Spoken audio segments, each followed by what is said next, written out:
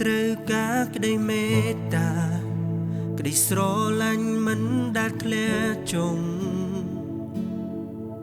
ក្តីមេត្តាហូរលើខ្ញុំគ្រប់គ្នាត្រូវការការអត់ទោសជាភៀមសម្រព្រះសង្ឃគ្រួងក្តីសង្ឃឹមនៃជានសា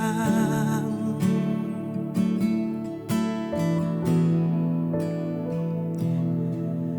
ព្រះសង្ឃគ្រូទ្រង់អាចរើភ្នំជើងបាន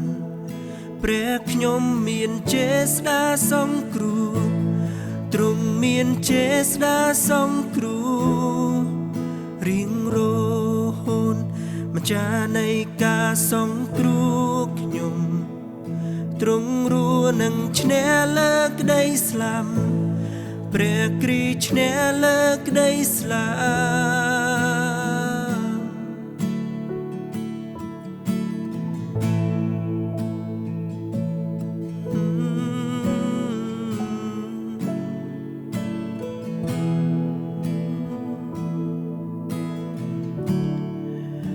សំយកខ្ញុំដូចទ្រង់រកខ្ញុំការភ័យខ្លាចនឹងបរាជ័យពេញជីវិតខ្ញុំទៀនហើ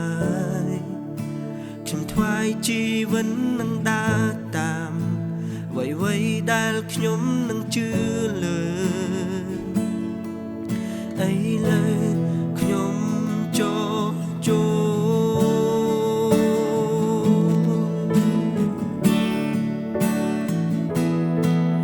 ព្រះសង្ឃគ្រូ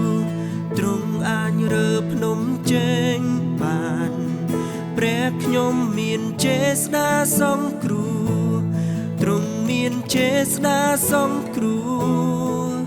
រៀងរហូតម្ចាស់នៃការសង្គ្រោះខ្ញុំទ្រង់រួនឹងឈ្នះលើក្តីស្លាប់ព្រះគ្រីស្ទឈ្នះលើក្តីស្លាប់ព្រះសង្ឃគ្រូទ្រង់អាចរើភ្នំជើងបានព្រះខ្ញុំមានចេស្តាសង្គ្រោះទ្រង់មានចេស្តាសង្គ្រោះរៀងរហូតម្ចាស់នៃការសង្គ្រោះខ្ញុំទ្រង់រួនឹងឈ្នះលើក្តីស្លាប់ព្រះគ្រីស្ទឈ្នះលើក្តីស្លាប់